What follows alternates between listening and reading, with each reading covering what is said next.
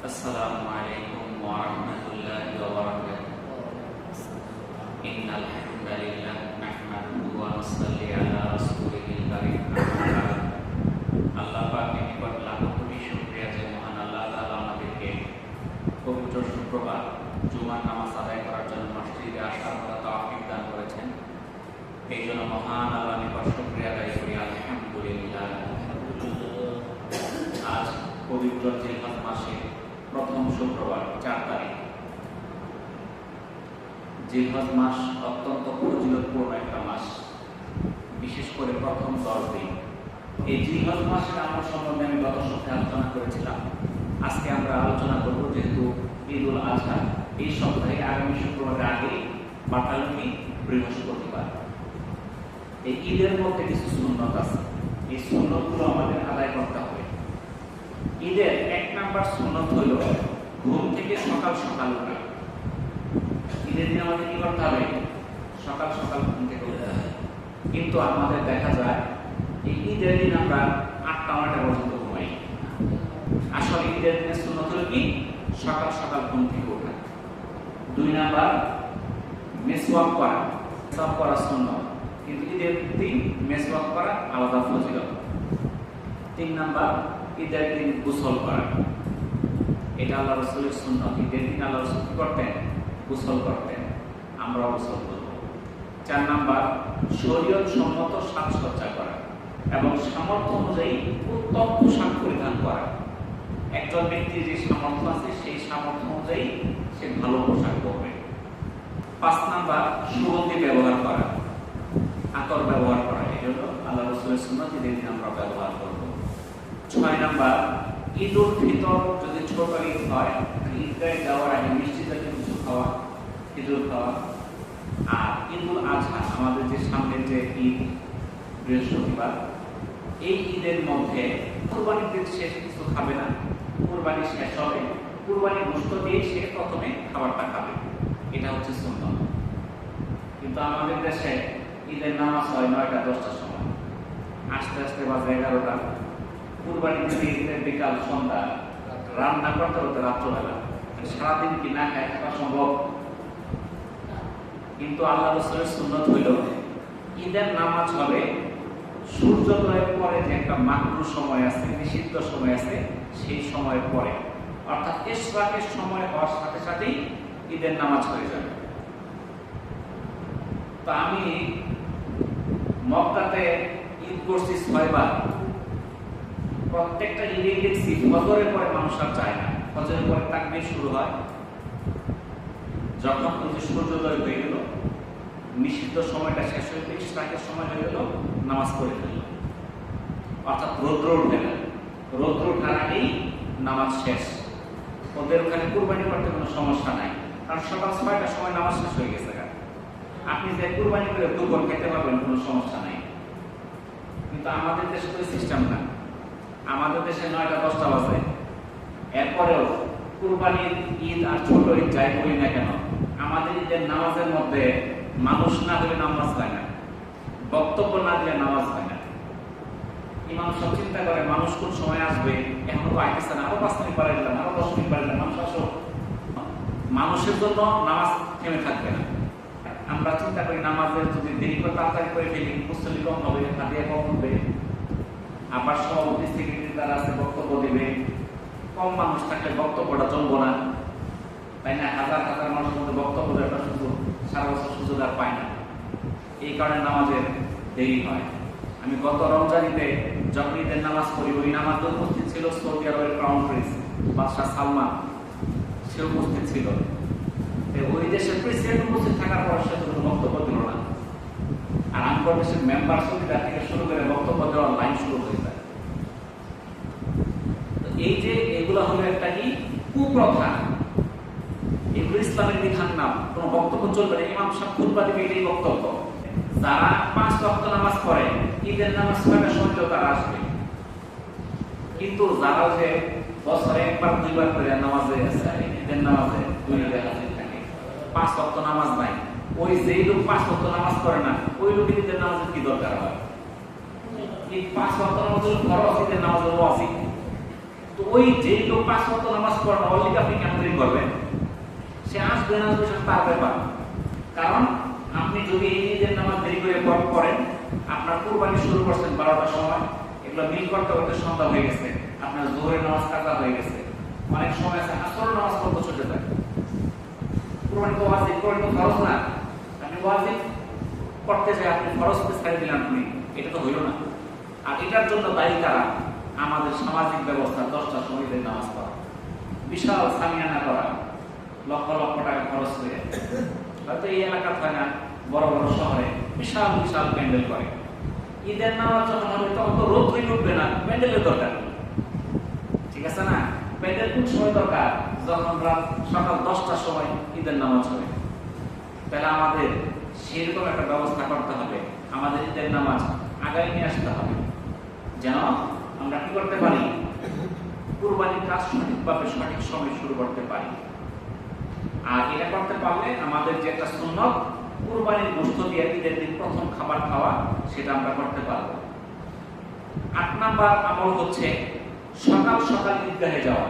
আপনি দেখবেন যে বিভিন্ন ঈদগাহ ময়দানে টাইম দেয় 9টা 10টার সময়। ইমাম সাহেব যখন খুতবা শুরু করে 1/2 ঘন্টা আগে, মুসলিম ভাই 10 জন 20 জন, যখন টাইম শেষ মানুষ দৌড়ে আসতেছে, মনে হচ্ছে কত কাজ, অফিস আদালত সব বাকি রেখে দৌড়ে এসে আসতেছে। ঈদের দিনও সে 1/2 ঘন্টা আগে সে ঈদগাহে যাইতে পারে না। কিরকম মুসলমান হইল সে? আল্লাহ রাসূলের সুন্নাতুল ঈদের দিন আগে আগে ঈদে যাওয়া। ঈদের নামাজ হবে 9টায়, আপনি 8টায় যে বসে থাকবেন, 8টায় থেকে 7টায় যে বসে থাকবেন। কিন্তু আমরা নামাজ তো শুরু হইতেছে, মানুষ দৌড় দিতেছে, সেটা হলো হুজুর রাত 5 মিনিট এরকম করে। এটা দূর করতে হবে। 9 নম্বর সুন্নাত হচ্ছে ঈদের নামাজ ঈদগাহে আদায় করা। আর অপারগতা থাকলে মসজিদে আদায় করা যাবে, বৃষ্টি ঝড় বৃষ্টি এরকম হলে মসজিদে আদায় করা যাবে। সুন্নাত হলো কি? খোলা ময়দানে। আমরা খোলা ময়দান থাকলে সামিয়ানা দিয়ে আবদ্ধ করি। আল্লাহ রাসূল কখনো সামিয়ানা দিয়া ঈদের নামাজ আদায় করে নাই। আল্লাহ রাসূল ঈদের নামাজ আদায় করতো মসজিদে নববীর সামনে ডান দিকে একটা জায়গা আছে, মসজিদে গামামা, সেই জায়গায় ঈদের নামাজ আদায় করতো। ওইখান থেকে মসজিদে নববীর দূরত্ব হাইটা গেলে 4-5 মিনিট লাগে। তাহলে আল্লাহ রাসূল কিন্তু মসজিদে নববীতে ঈদের নামাজ আদায় করেন নাই। কোথায় করছে? খোলা জায়গায়। 10 নম্বর সুন্নাত হচ্ছে ঈদের দিন আমরা যে রাস্তায় ঈদগাহে যাব, আসার সময় ভিন্ন রাস্তা দিয়ে আসা। যেই রাস্তা দিয়ে যাব আরেক রাস্তা দিয়ে আমরা বাড়িতে আসা সুন্নাত। 12 নম্বর হচ্ছে ঈদগাহে যাওয়ার সময় আমরা তাকবীর পড়তে পড়তে যাব। আল্লাহু আকবার, আল্লাহু আকবার, লা ইলাহা ইল্লাল্লাহ, আল্লাহু আকবার, আল্লাহু আকবার, ওয়ালিল্লাহিল হামদ, এটা পাঠ করতে করতে যাব। 13 নম্বর সুন্নাত হচ্ছে ঈদগাহে যাওয়ার সময় ছোট বাচ্চাদের নিয়ে যাওয়া। 8 বছর 10 বছর 12 বছর যারা বাচ্চা ক্লাসে, ছোট ছোট বাচ্চা ক্লাসে এদেরকে নিয়ে যাবে, যারা একটু বুঝে। আবার যেই বাচ্চা 1 বছর 2 বছর বয়স, এরকম নিয়ে যাওয়ার দরকার নাই। যে বাচ্চাটা নীরবে বসে থাকতে পারবে, এরকম বাচ্চাদেরকে নিয়ে যাওয়া। 14 নম্বর সুন্নাত হচ্ছে ঈদের দিন ঈদের শুভেচ্ছা বিনিময় করা। তাকাব্বালাল্লাহু মিন্না ওয়া মিনকুম, অর্থাৎ আল্লাহ আমার এবং আপনার যাবতীয় ভালো কাজগুলো কবুল করুন। তাহলে আমরা কি বলবো? তাকাব্বালাল্লাহু মিন্না ওয়া মিনকুম। আমরা বলি ঈদ মুবারক। ঈদ মুবারক বললে পাপ হতো না, সমস্যা নাই, কিন্তু সব হইতো না, ঠিক আছে? কিন্তু সব পাইতে চাইলে বলতে হবে কি? তাকাব্বালাল্লাহু মিন্না ওয়া মিনকুম। ঈদের দিনের 15 নম্বর সুন্নাত হচ্ছে ঈদের খুতবা শোনা। ঈদের যে খুতবাটা হয় সেটা শুনতে হবে। 16 নম্বর সুন্নাত হলো ঈদগাহ থেকে বাড়িতে ফিরে আসা 2 রাকাত নফল নামাজ আদায় করা। এগুলো হচ্ছে ঈদের দিনের সুন্নাত। আব্দুল্লাহ বিন আব্বাস রাদিয়াল্লাহু তাআলা থেকে বর্ণিত, রাসূলুল্লাহ সাল্লাল্লাহু আলাইহি সাল্লাম ইরশাদ করেছেন, এই 10 দিনের আমলের মতো অন্য কোন দিনের নেক আমল আল্লাহর কাছে এত অধিক প্রিয় নয়। সাহাবীগণ বললেন, হে আল্লাহর রাসূল, আল্লাহর পথে জিহাদ নয়? আল্লাহ রাসূল বললেন, না, তবে ওই ব্যক্তি যে জীবন ও সম্পদ নিয়ে জিহাদের জন্য বের হয় আর কোনোদিন ফিরে আসে না। সুনানে আবু দাউদ, সুনানে ইবনে মাজাহ, সহিহ বুখারী সহ বিভিন্ন হাদিসের গ্রন্থে আসছে। অর্থাৎ এই 10 দিনের আমলটা এতই আল্লাহর কাছে পছন্দনীয় যেটা জিহাদের চেয়ে উত্তম। তবে যে ব্যক্তি জিহাদে যায় আর ফিরে আসে না, মানে শহীদ হয়ে যায়, শুধু তারটাই এই 10 দিনের আমলের চেয়ে বেশি উত্তম। হযরত আবু হুরায়রা রাদিয়াল্লাহু তাআলা থেকে বর্ণিত, রাসূলুল্লাহ সাল্লাল্লাহু আলাইহি ওয়াসাল্লাম বলেন, জিলহজের 10 দিনের ইবাদত আল্লাহর নিকট অন্য দিনের ইবাদতের তুলনায় অধিক প্রিয়। প্রতিটি দিনের রোজা 1 বছরের রোজার মতো, আর প্রতিটি রাতের ইবাদত লাইলাতুল কদরের ইবাদতের মতো। এটা তিরমিজি একটা হাদিস। 3 দিন চলে গেছে, আজকে 4 নম্বর দিন, আরো সামনে আছে 6 দিন আছে। তো এই জিলহজ মাসে আমাদের বেশি করে আমল করতে হবে। জিলহজ মাসে 1 নম্বর আমল হলো বেশি বেশি নেক আমল করা, 2 নম্বর আল্লাহ তাআলার জিকির আজকার করা, 3 নম্বর মন্দ কাজ থেকে বিরত থাকা, 4 নম্বর যাদের সামর্থ্য আছে হজ করা, 5 নম্বর যাদের সামর্থ্য আছে কুরবানি করা, 6 নম্বর যারা কুরবানি করবে তাদের এই জিলহজ মাসে 1 থেকে কুরবানির আগ পর্যন্ত নখ কাটা, চুল কাটা, পশম কাটা থেকে বিরত থাকা, 7 নম্বর বেশি বেশি তাকবীর তাহলিল পাঠ করা, 8 নম্বর জিলহজ মাসের 8 তারিখ ফজর থেকে 13 তারিখ আসর পর্যন্ত প্রত্যেক ফরজ নামাজের পর তাকবীর বলা ওয়াজিব, 9 নম্বর আরাফার দিন রোজা রাখা। এগুলো হচ্ছে জিলহজ মাসের আমল। আবু কাতাদা রাদিয়াল্লাহু তাআলা থেকে বর্ণিত, রাসূলুল্লাহ সাল্লাল্লাহু আলাইহি ওয়াসাল্লাম বলেন, আরাফার দিনে রোজা রাখা সম্পর্কে জিজ্ঞাসা করা হলে রাসূলুল্লাহ সাল্লাল্লাহু আলাইহি ওয়াসাল্লাম বলেন, আমি আল্লাহর কাছে আশাবাদী ইহা পূর্ববর্তী 1 বছর এবং পরবর্তী 1 বছরের গুনাহের কাফারা স্বরূপ। সহিহ মুসলিমের 1163 নাম্বার হাদিস। তো আরাফার দিনটা কবে? তো এটা নিয়েও কিছুটা মতভেদ আছে। পবিত্র মক্কাতুল মুকাররমায় আরাফার দিন হচ্ছে এই বছর মঙ্গলবার, আজকে হলো শুক্রবার, মঙ্গলবার হচ্ছে আরাফার দিন। তো অনেকের মতে আমাদের দেশে ওই দিন হলো 8 তারিখ, আমাদের দেশের তারিখ মতে বুধবার। তো কোনো কোনো আলেম বলে যে যেহেতু আরাফা শুধু ওই দেশে, অন্য কোনো দেশে আরাফা নাই, তাহলে ওই দেশের যে তারিখ সেই তারিখে রোজা রাখতে হবে। আবার অনেকে বলে যে না, আমাদের দেশের তারিখে রাখতে হবে। তো এখানে আমাদের সহজ বুদ্ধি কি, আমরা যদি 2টা রোজা রাখি, মঙ্গলবার বুধবার, তাতে একটা আরাফা হবেই।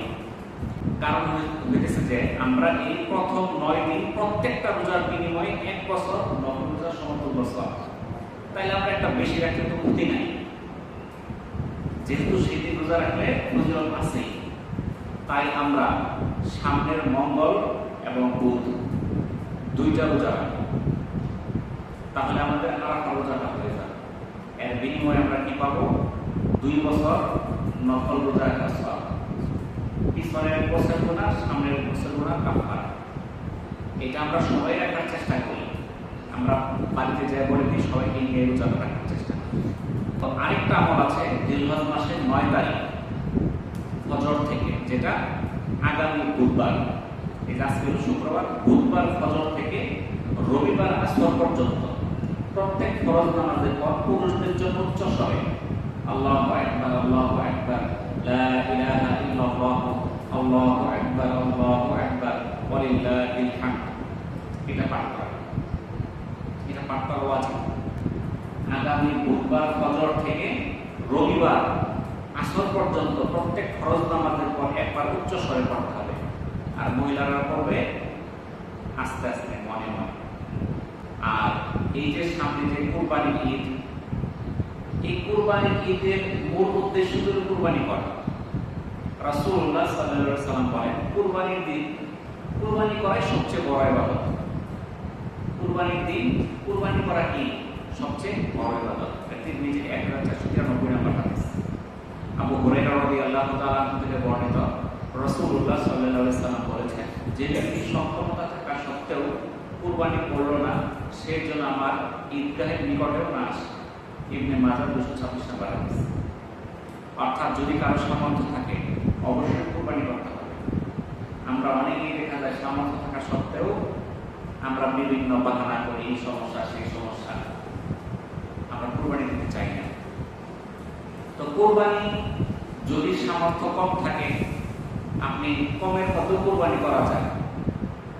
যার সামর্থ্য বেশি আছে সে বেশি দিবে।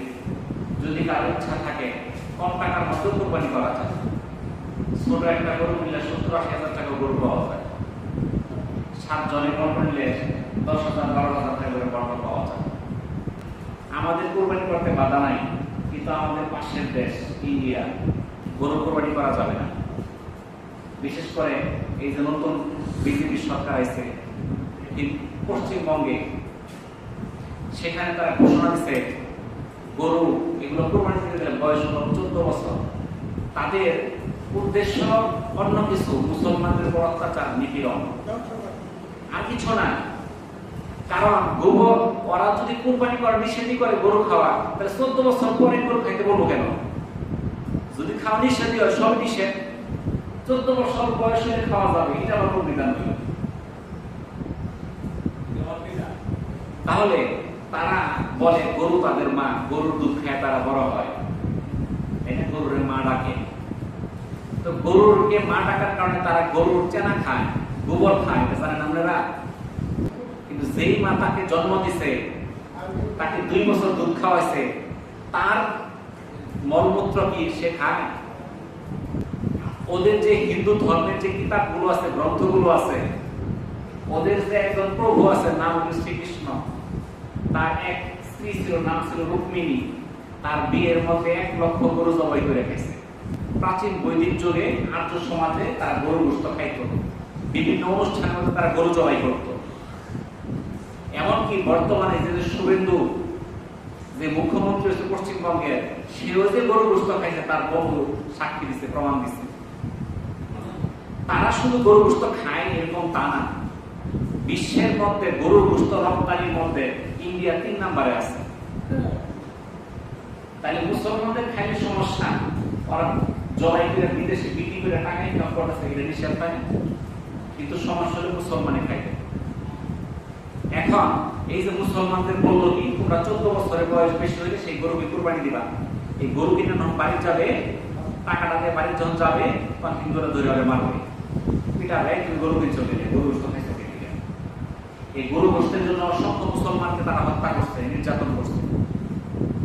এখন আজকে সেই ভারতের মুসলমানরা বিদ্রোহ করছে, আমরা গরু গোশত খাইতাম না। গরু গোশত খাওয়া তো আমার জন্য ফরজ না, হালাল, কিন্তু ফরজ না, খাইতেই হবে। আমরা গরু খাবো না, আমরা ছাগল, দুম্বা এগুলোই খাবো। এখন ওই দেশের হিন্দুরা কাঁদতেছে, কান্নাকাটি করতেছে যে তোমরা কুরবানি করো, গরু কিনো।